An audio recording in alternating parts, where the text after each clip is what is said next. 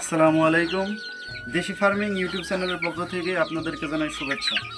আমি আপনাদের আজকে দেখাবো যে মুরগি ঠুকাঠুকি করলে কি করবেন। এই দেখেন, এই যে পশমগুলো তুলে ফেলেছে একটা একটা মুরগিকে ঠুকিয়ে। আজ বিকেলে যখন আমি আসলাম আমার খামারে, মুরগি দেখছি অনেক ঠুকাঠুকি করছে। তো বাধ্য হয়ে এক প্রকার এদেরকে আটকাতে আজকে বাধ্য হলাম।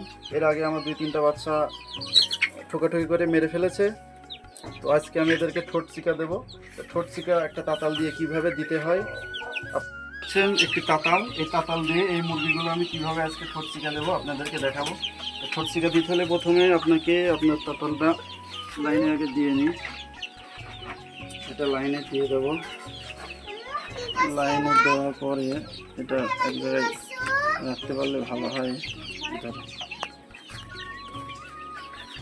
এখান থেকে একটা মুরগি আমি এই যে একটি মুরগি আপনি এভাবে নেবেন। নেওয়ার পরে মুরগির নিচে এই জায়গায় ধরবেন আপনি, না হলে মুরগির জিহ্বাটা পুড়ে যেতে পারে। এইভাবে ধরে এই তাতালের এই জায়গায় চাপ দিয়ে লাগিয়ে দিতে হবে। এইভাবে ঠোঁটগুলো এখনো হয়নি, ভালো করে করাতে হবে।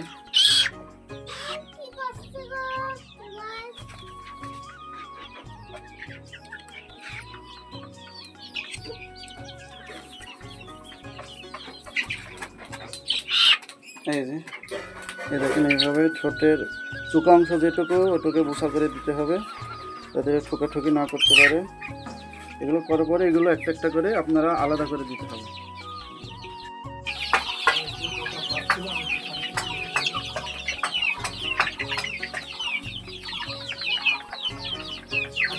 এইভাবে ভালো করে মুরগির ঠোঁটগুলো পুড়িয়ে দিতে হবে। দেখেন উপরের টুকটা মুখটা যাতে আর ঠুকরা টুকরি না করতে পারে। এভাবে আপনাকে প্রত্যেকটা মুরগি ধরে ধরে পোড়াতে হবে। আরও দেখাচ্ছি আপনাদেরকে কীভাবে। এইভাবে একটা বাচ্চা ধরবেন, তাতালটা লাইনে দিয়ে এইভাবে একটা কিছুর উপরে রেখে এইভাবে ঠোঁটটা সুন্দর করে পুড়িয়ে দেবেন। এই দেখেন, দেখতে পাচ্ছেন, এই যে পুড়িয়ে দেবেন এইভাবে দিয়ে এগুলো আলাদা করে দেবেন।